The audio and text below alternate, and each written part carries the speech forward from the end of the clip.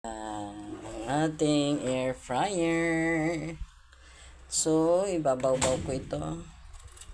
Ibaliktad mo lang yan. Wala tayong paper liner. Air fry liner. So, every now and then, ano mo yan, babaliktad. Ito, hindi mo yan pwedeng balik-baliktarin dito, ha? Kasi one direction lang yan.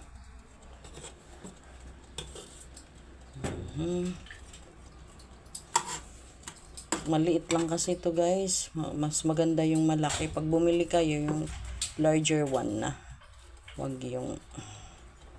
gagaya. 4 liters daw ito. Sabi ko, 4 liters ba ito? Hindi naman malapad.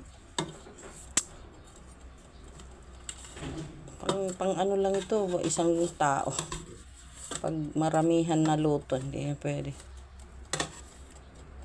Ziba, guys. So, yan.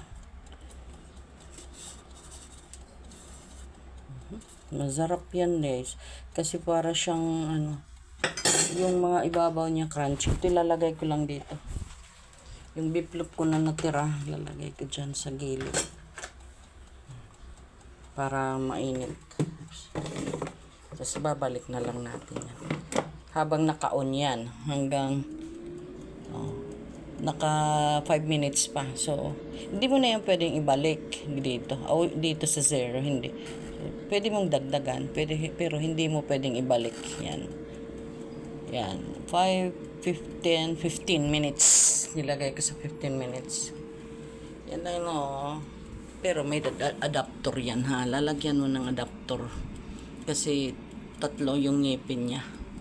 So, dito yan. Tapos meron siyang doon, exhaust yan. May exhaust yan dyan. Yan ang natin, air fryer.